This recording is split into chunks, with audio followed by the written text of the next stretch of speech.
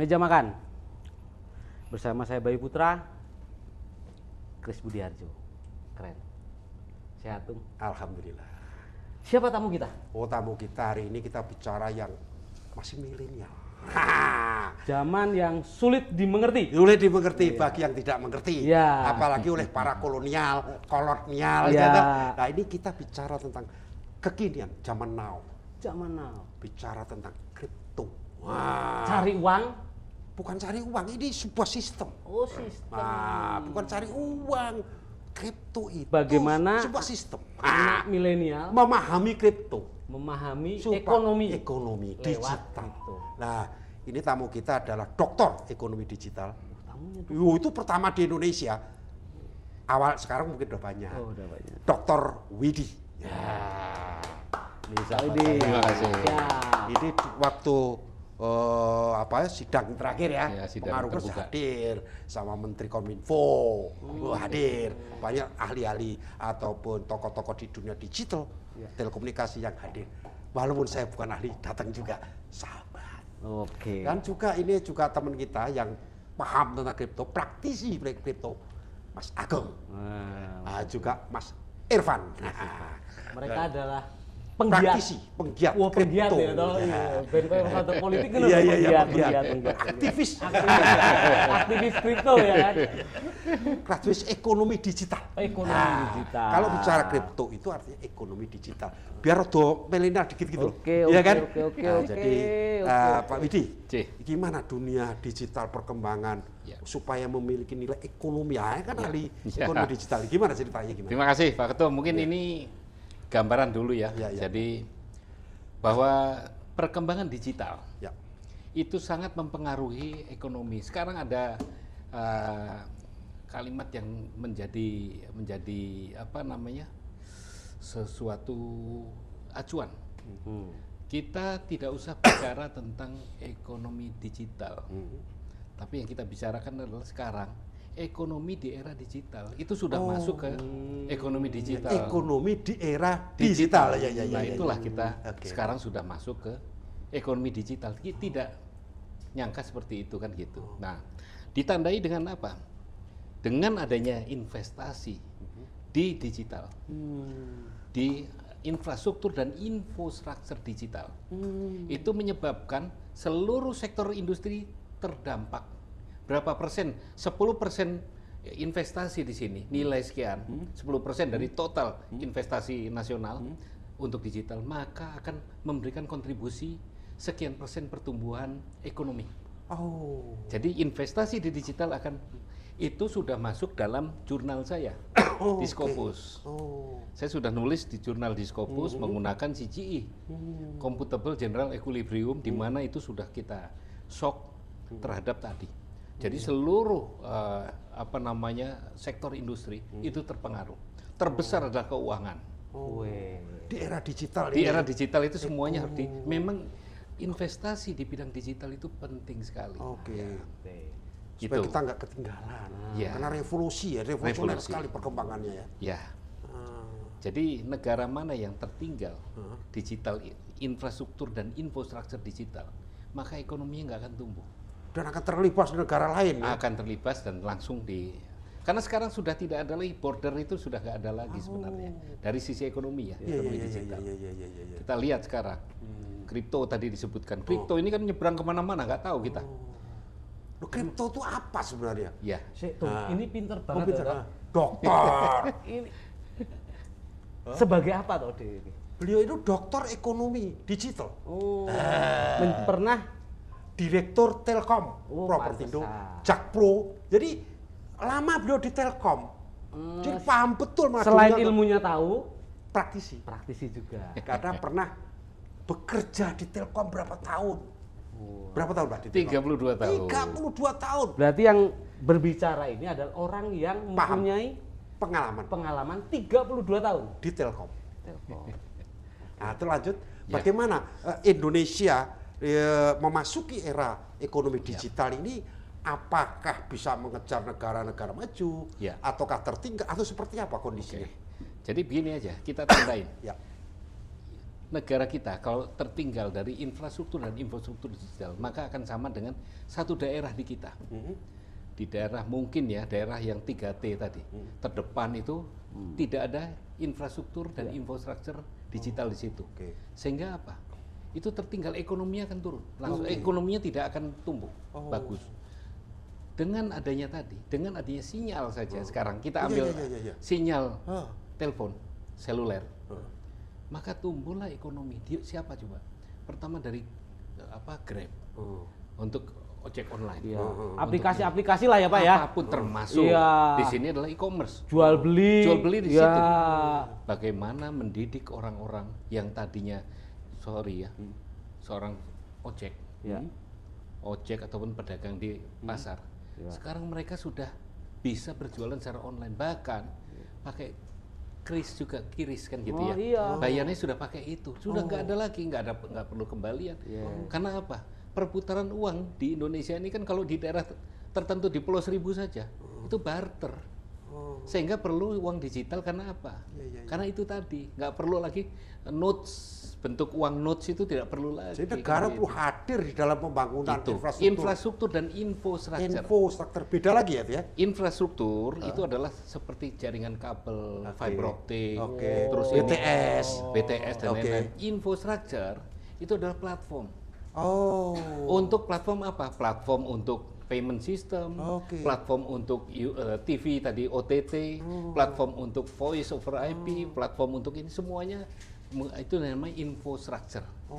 Ada infrastruktur dan infrastruktur. Makanya sekarang baru ini infrastruktur ini menjadi sangat penting. Iya, infrastruktur ini kita lihat sekarang pembangunan data center di kita. Tumbuh di mana-mana sekarang kan gitu. Bahkan sudah certified internasional ya sampai tier 3 ataupun apa di Cikarang gitu ya. Nah itu mereka berkembang sekarang. Bahkan sekarang bukan hanya di membuat satu hyperscale data center, tapi sekarang karena kebutuhan latensi dari informasi tadi, sehingga diperlukan yang namanya edge data center yang kecil-kecil. Jadi kepanjangan dari itu supaya tidak terjadi latensi. Itu sudah dilakukan. Nah ini sehingga pembangunan infrastruktur dan infrastruktur di daerah-daerah itu harusnya memang diratakan supaya ekonomi tumbuh bersama. Maka BTS dibangun di tempat-tempat terpencil sangat penting. Supaya ini itu investasi pemerintah. Ambil contoh itu sekitar tahun 2000 awal, Telkomsel membangun di daerah Papua. Ada satu Papua di dekatnya BP, British Petroleum. Telkomsel membangun BTS di situ. Akibatnya apa? Setiap sore masyarakat tuh kumpul di samping-samping BTS semuanya itu. Sehingga nyari sinyal. Bukan hanya itu juga, akhirnya timbullah secondary market untuk penjualan handphone bekas sehingga berjualan yang diambil dari Pulau Jawa dijual di situ laku. Itu masih telepon biasa. Kalau sudah smartphone, mereka bisa berdagang, jualan apapun bisa nanti kan gitu, ataupun transportasinya kan gitu. Itu sebenarnya. Jadi perkembangannya sudah sedemikian rupa ya. Dan itu bukan hanya kualitatif ya, kuantitatif kan sudah ada risetnya. Saya lakukan sendiri. Jadi prosentasenya itu bisa pertumbuhannya bisa diukur gitu. Jadi terhadap sektor industri, sektor transportasi berapa kenaikannya dengan 10% investasi di sini, 10% dari anggaran semuanya di ICT, maka akan di sektor transportasi efeknya berapa persen? Peningkatan ini berapa persen gitu. Jadi apalagi GDP sekarang ada undang-undang yang memayungi itu. Undang-undang kan sekarang ini ada ITE kan gitu ya. Ada lagi undang-undang sebenarnya macam-macam lah. Undang-undang yang 36 kan gitu ya, 36 tahun 1999. Itu juga sudah ada. Tapi perlu nantinya adalah yang namanya undang-undang di era digital ini. Itu sulit untuk menangkap perkembangannya. Jadi harus yang bisa fleksibel, jadi mengikuti perkembangan. Itu namanya light touch regulation.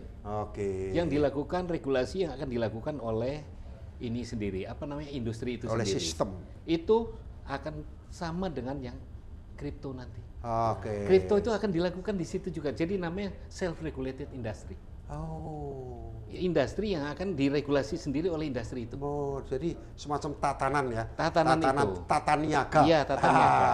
Di dalam sistem digital itu. Iya. Itu akan terbentuk nantinya. Nanti yang bentuk melalui asosiasi. Makanya ada asosiasi kripto, ada asosiasi ini yang membuat suatu regulasi tata kelola kripto itu seperti apa. Itu mereka akan punya seperti. Makanya perlu ada asosiasi-asosiasi untuk membuat seperti itu, dan nanti Bapepti akan mengakomodasi itu. Untuk nasionalnya. Ya, untuk semuanya nanti beliau hanya mengakomodasi saja pihak Bapepti itu. Gitu. Oh, oke. Saya ini lakok Mas Agung karo Mas Irfan. Ya kan? Mas, kenapa adik-adik saya itu sekarang kalau pergi, ya kan, ketinggalan dompet tuh mereka tenang-tenang aja. Tapi kalau ketinggalan handphone katanya nggak bisa belanja lah, nggak bisa apa, itu gimana sih? Ada apa dengan dunia ini? Gimana? Monggo. Dulu. Menarik sih sebenarnya fenomena yang terjadi sekarang. Tadi udah dibeberkan juga sama Pak Widi bahwa hampir semua unsur kehidupan makin transisi sekarang menjadi semakin digital gitu ya. Nah, ini uniknya sekarang sejak diciptakannya Bitcoin, which is kripto yang pertama ya di 2009. Nah, ini sekarang kita punya aset yang native di dunia internet. Jadi aset digital. Aset digital. Aset yang memang nature itu digital gitu. Oke. Nah, di sini aset ini tidak diregulasi oleh misalnya kayak bank sentral, seperti bagaimana sistem keuangan kita tuh dimonitor dan diregulate gitu ya. Tapi justru ini semua diregulasiin oleh software. Oleh code. Ya. Jadi bagaimana Bitcoin itu bekerja, itu memang dari awal sejak 2009 itu memang tidak pernah ada perubahan dan tidak akan ada perubahan ke depannya. Jadi software dasarnya itu akan menentukan bagaimana Bitcoin ini beroperasi dan juga kripto lain ya, beroperasi sampai selamanya gitu. Oke. Terus Mas, kalau nambang itu apa sih? Mining ya, berarti mining ya. Mungkin Mas Agung. Apa itu yang dimaksud dengan mining? Mining kan nambang kalau kita kan. Pasir ya, itu nambang digital itu apa itu? Lagi dong anak ini saya bingung. Mas, Kan pengertian kita. Ya, nambang tapi kok nggak kotor kan? Gimana? Jadi kalau di industri kripto itu istilah nambang itu ada 3 variabel. Yang pertama ada POW. POW itu disebut dengan proof of work. Itu harus menggunakan mesin-mesin yang besar. Mesin harus pakai hardware yang besar seperti itu. Nah, itu banyak dipakai untuk menambang Bitcoin. Dari sejak 2009 sampai sekarang itu banyak yang masih beroperasi pun banyak. Terutama di Rusia dan China itu banyak sekali perusahaan yang khususnya itu menambang Bitcoin. Fokus mereka. Terus kemudian kalau untuk Ethereum saat ini sudah menggunakan full software ya. Sebentar Mas, kripto, terus Bitcoin, terus Ethereum tuh apa sih bedanya dan bagaimana gitu loh? Ethereum dan Bitcoin itu sama-sama kripto. Cuma kalau di Bitcoin dia punya blockchain sendiri, oke? Jadi nama sebuah produk, nama sebuah koin. Kripto kripto itu komunitas apa? Komunitasnya. Iya, universalnya. Penduduknya salah satunya itu Bitcoin dan Ethereum. Nah, oke, jelas. Jadi kita paham. Nah, supaya paham. Ya. Itu dua kripto paling besar ya saat ini. Terus kemudian ada BNB, ada juga Solana. Favorit saya saat ini sebetulnya Solana dan BNB. Saat ini saya sedang fokus bersama teman-teman ngedevelop satu digital asset juga yang bernama Gemoy, itu menggunakan BNB. Nah, dulunya BNB ini nginduknya itu di Ethereum, blockchainnya. Blockchain itu apa Mas? Pasar. Blockchain itu rantainya, di mana kripto itu dapat berjalan ataupun bekerja. Itu harus menggunakan blockchain, data centernya. Dan di data yang sudah masuk di dalam blockchain itu tidak dapat diubah dan dihapus selamanya. Seperti itu. Jadi itu sudah abadi lah istilahnya gitu. Iya, sudah abadi. Digital itu ya? Iya, sudah abadi. Sudah tersimpan di langit lah kan? Tersimpan di cloud. Di cloud, itu. Di langit lah kalau kita gitu. Dan saat ini di dunia itu banyak sekali yang sudah ngedevelop blockchain sendiri ya. tahun 2019 pun saya sama ngedevelop blockchain sendiri. Terus kemudian saat ini saya bersama teman-teman Pak Irfan juga, Pak Widi juga sedang ngedevelop yang namanya Gemocoin. Nah, itu menggunakan blockchainnya Binance Smart Chain. Binance Smart Chain. Jadi di dunia ini kira-kira ada berapa nama-nama itu tadi? Lebih kurang ya? Ya. Lebih kurang 12 ribuan. 12.000. Ya. Koin itu ya, nama-nama koin itu ya. Ya. Yang asli Indonesia? Yang asli Indonesia cukup banyak juga. Salah satunya ya itu Gemoy. Gemoy salah satunya. Kenapa dinamain Gemoy? Karena nama Gemoy itu bukan apa ya? Bukan identik ke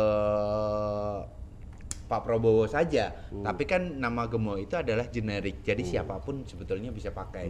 Nah, kemarin kita ada ide, kok Gemoy ini hype banget. Coba deh kita nebeng. Menang lagi. Menang lagi. Menang lagi. Hype juga, Keberuntungan, Hype juga, keberuntungan Pak. Karena pada dasarnya keberuntungan itu kan bisa diciptakan seperti itu. Lebih kurang seperti itu sih. Om. Iya, itu kepandaian membaca situasi. Membuat nama Gemoy ternyata Gemoy melekat di nama Pak Prabowo, menang lagi. Kan generik namanya. Jadi Indonesia ini ada Beberapa produk kripto bernama Gemoy. Gemoy. Nah, kemudian kripto sendiri itu sebenarnya apa fungsinya? Sebenarnya asal kata kripto itu dari kriptografi. Ya. Ya, kriptografi. Jadi ibaratnya itu kan setiap transaksi yang menggunakan aset kripto kan itu tersimpan di Kripto itu aset ya jadinya.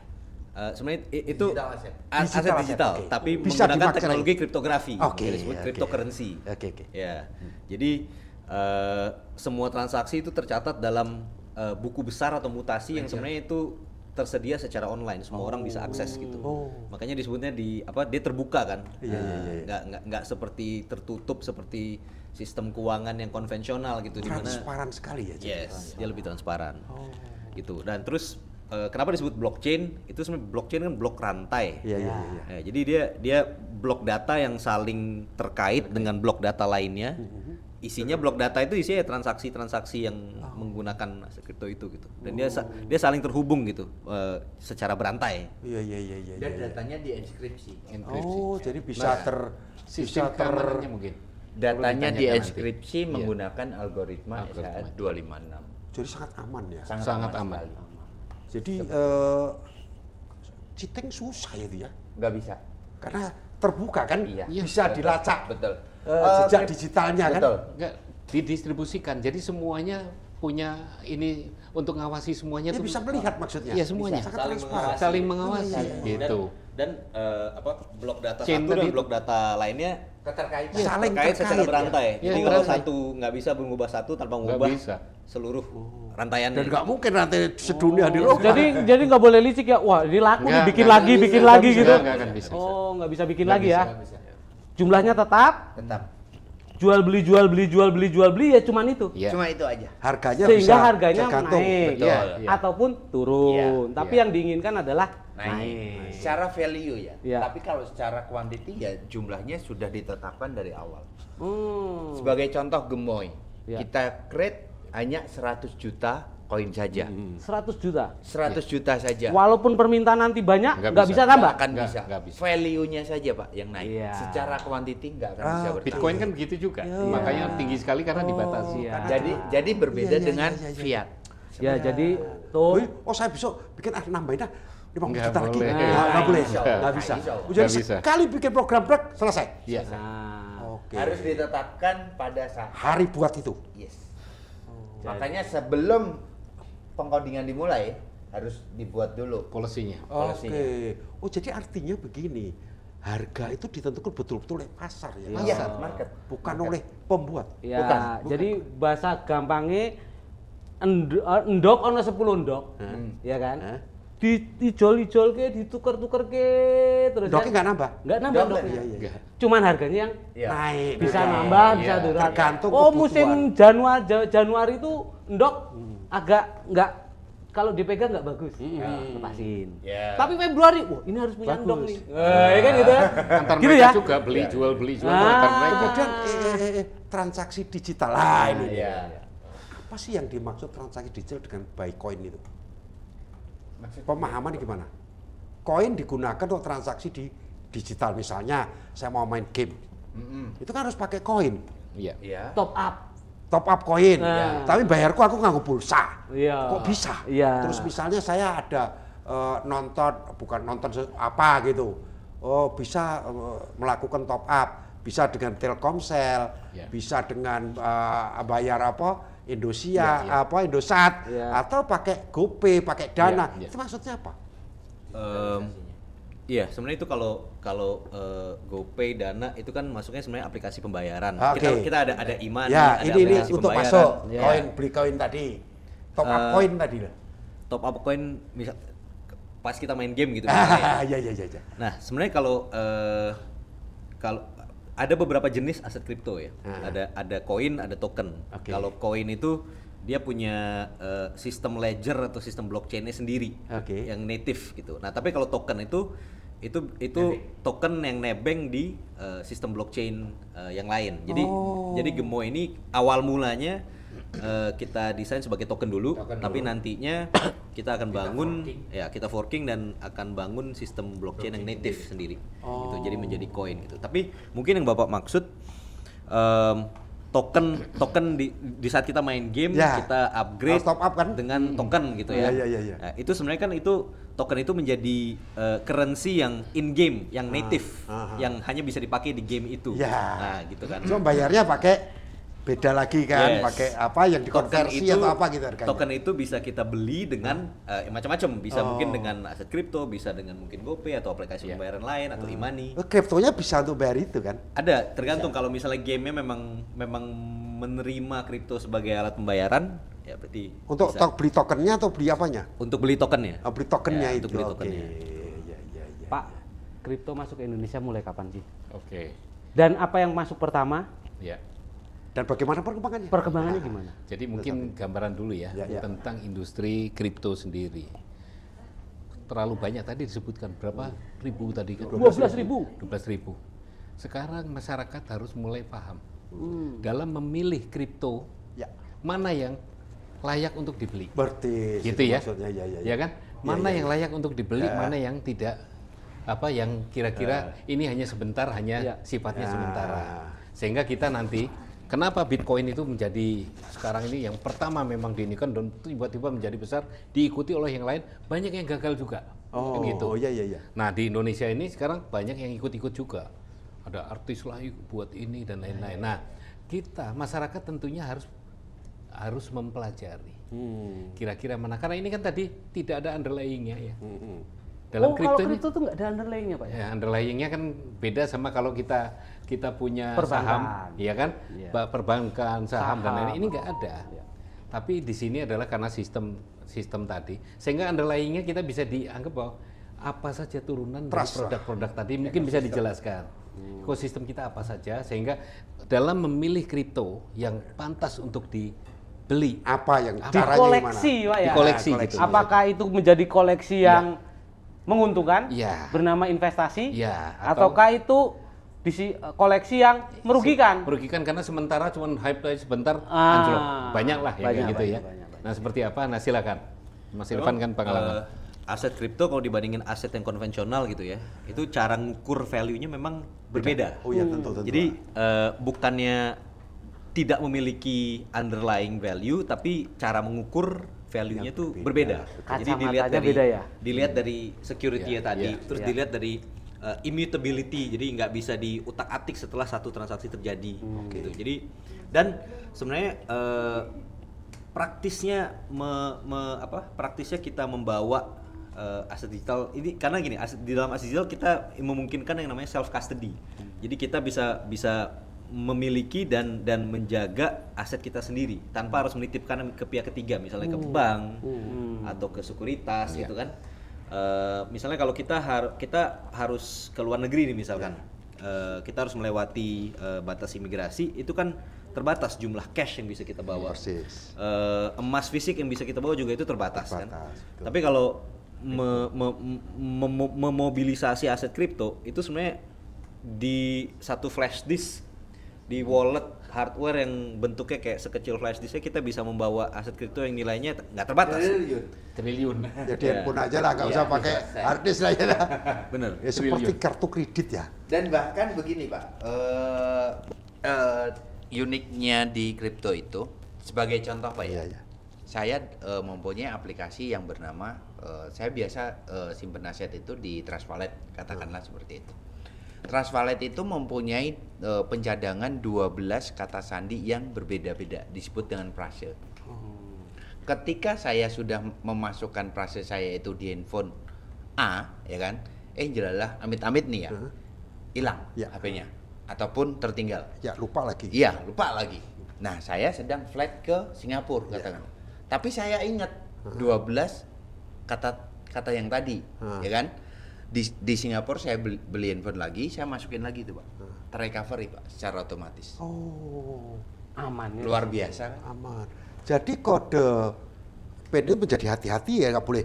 Oh iya. Di itu udah Iya, betul. nggak boleh share sama Nggak sekali boleh, ya. nggak Hanya boleh. kita yang tahu. Hanya lah. kita yang tahu. Oke. Ya, Karena kalau- itu menjadi tanggung jawab kita pribadi. Kalau itu diambil orang, wah selesai. Kalau loss, ya Selesai. Urusan masing-masing. urusan. Kira-kira gitu ya. Ya. Jadi kripto untuk yang muda-muda. Kalau yang Enggak tua-tua juga. Ini masih muda, Bro. Oh, kata sandinya apalah Pak Dogan? Mampir. Ya dihafalke. Ambil kripto apa aja. Jadi gini Pak, Iya. bayangan saya itu kripto adalah pergerakan apa? Pergerakan. Hah? Kripto adalah pergerakan perlawanan terhadap ekonomi yang sudah ada. Anak-anak muda ini mungkin Bapak kripto siapa tuh namanya? Ada nggak sih? Pencipta kripto itu Bapak kripto ya kan? Nakamoto. Orang Jepang. Jepang nih. Oh, Orang Jepang. Orang Jepang. Pinter-pinter juga wong Jepang ya.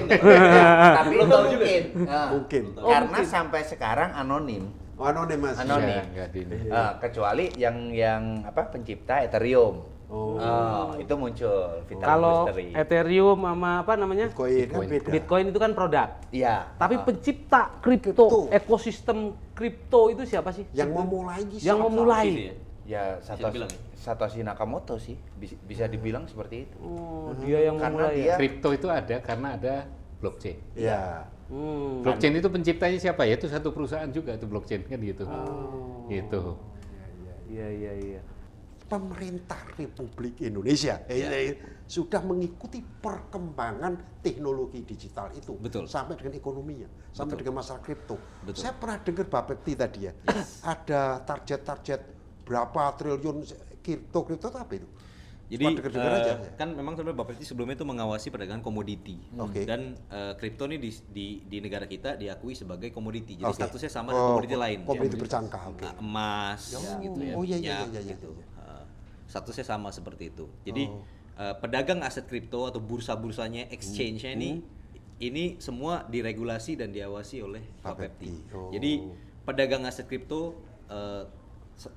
salah satu di antara Pintu, terus Indodax itu semua kegiatannya itu diawasi oleh Bapepti. Terus token-token dan koin yang boleh diperdagangkan oleh pedagang-pedagang itu juga itu harus masuk dalam daftar whitelist Bapepti. Oh. Jadi saat ini ada sekitar 500-an aset kripto yang masuk dalam daftar putih Whitelist. Bapepti atau whitelist Bapepti. Menarik ini. Menarik. Ini sosialisasi Bapepti yang kurang atau kita yang kurang? Ini kita nggak tahu juga. Ya, Pokoknya kita semakin kurang banyak tahu. semakin banyak yang bermain, Heeh. harga pasti akan naik. Ya. Dan yang penting Ya kan gitu kan? masyarakat tahu. Dan gemoy berprogres ke situ.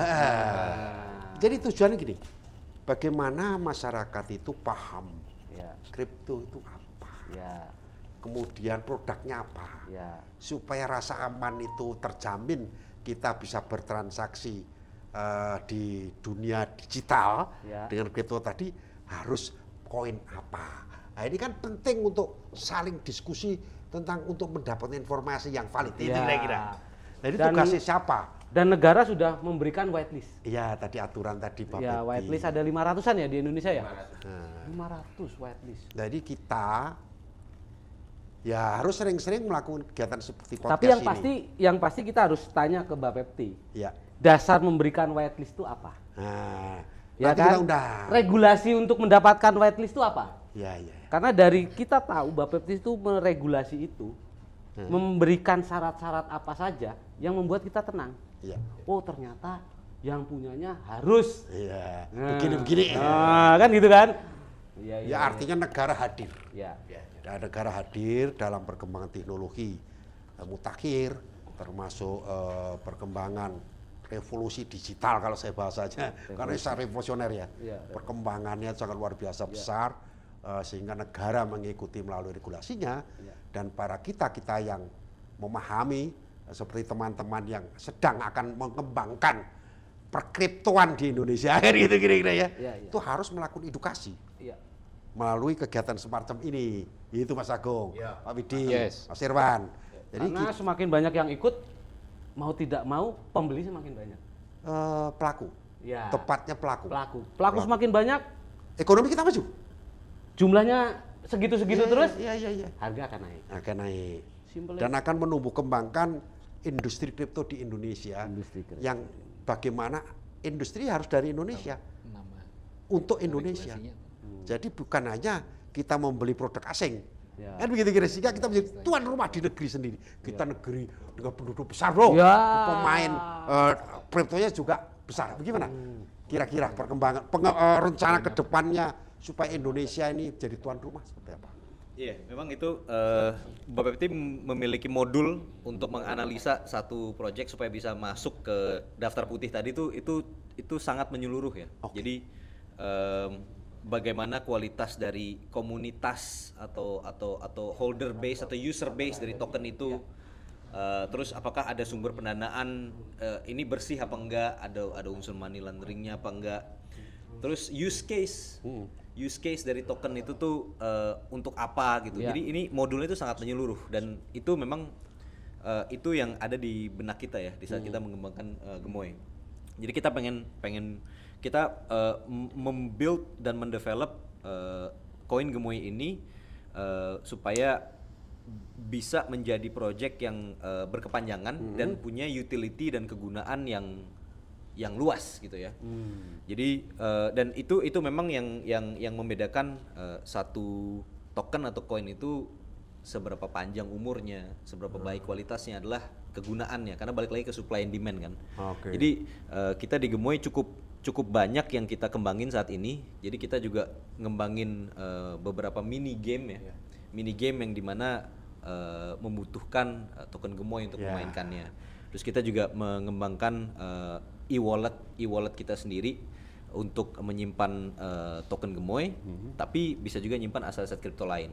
Dan bisa juga mengkonvert aset kripto itu menjadi saldo e-money, karena kita supaya bisa dipakai untuk kebutuhan sehari-hari, supaya ada nilai gunanya. Bisa langsung gini lah. Jadi saya kira kita akan bicara nanti khusus tentang Gemoy Coin. Session khusus itu untuk bedah tuntas tentang Gemoy Coin yang sedang tumbuh berkembang di Indonesia. Tapi kita yang pasti meja makan ini dikasih Gemoy ini. Harus. Jadi bagaimana agar Gemoy Coin ini yang sedang ditumbuh kembangkan oleh teman-teman ini nanti dipahami oleh masyarakat Indonesia. Menjadi koin yang kebanggaan dan aset bangsa. Aset dan memiliki finansial yang kuat sehingga memperkuat struktur ekonomi lainnya. Bukan hanya digital. Mumpung masih baru. Seluruh rakyat Indonesia beli. Setahun kemudian naiknya orang luar negeri pada beli, harganya naik, ya kan? Mau dijual boleh, mau diinvest boleh. Nah, kita sudahin dulu bincang-bincang kita untuk pemahaman tentang kripto, atau mungkin ada tambahan sebelum closing. Semakin bingung karena kalau nanya-nanya terus. Semakin bingung, ya kan? Bukan semakin paham tapi semakin bingung, ya kan?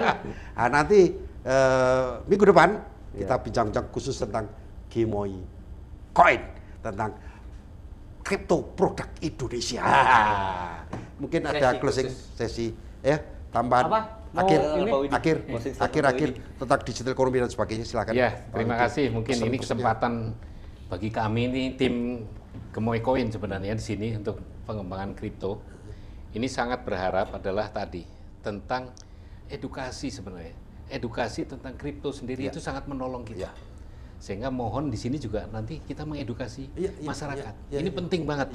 Kita bukan hanya berbisnis di sini, iya. tapi adalah mengedukasi masyarakat tentang kripto, manfaatnya apa saja. Karena kalau kita bicara pisau, pisau itu bisa motong daging. Tapi bisa bunuh orang juga. Kan? Kita ada TPPU, ada ini. Nah, itu kan kalau digunakan untuk bunuh ya bisa. Nah, itu ada koridor ketentuan-ketentuan yang harus kita patuhi. Mungkin itu yang ada efek-efeknya yang harus kita eliminasi di situ. Mungkin gambar lagi ada tambahan Mas Agung? Tambahan lagi Mas Agung sebelum kita tutup dengan minum bersama. Saya lebih ke apa?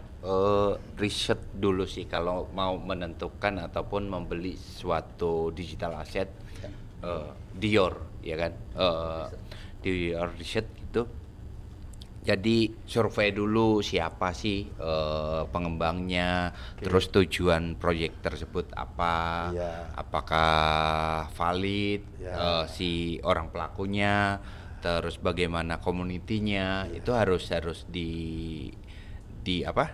hati-hati lah dalam menentukan untuk membeli suatu aset. Karena saya juga pernah gerasa gerusu gitu Pak ya. Orang Jawa bilang gerasa gerusu, asal beli gitu aja, nggak taunya jok. Jadi kalau saran dari saya lebih ke Dior sih. Nah, riset dulu. Toh untuk mengetahui suatu aset itu kita bisa googling kok. Seperti itu. Cukup dengan mudah saja. Ada white papernya juga. Ada white papernya. Jadi kita harus baca white itu paper. nanti yang kita ajarkan. Boleh. Kita bahas dengan teman-teman khusus bagaimana bermain kripto yang aman. Betul.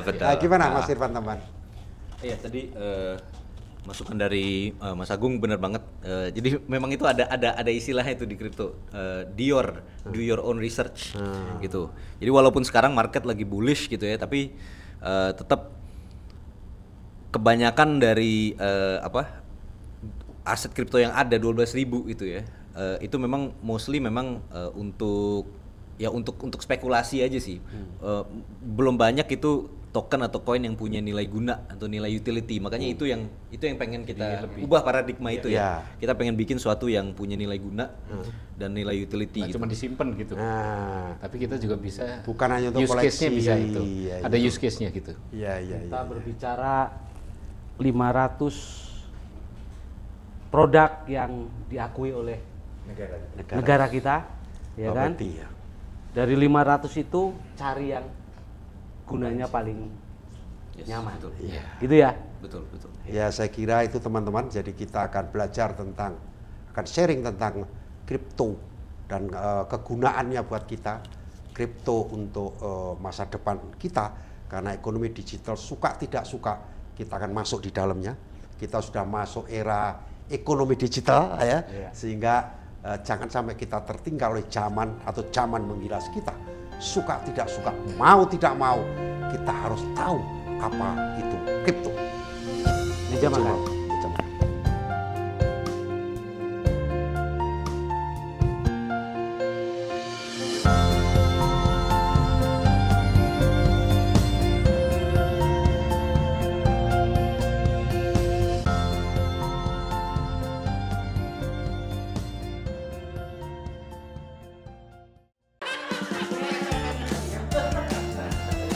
Tinggal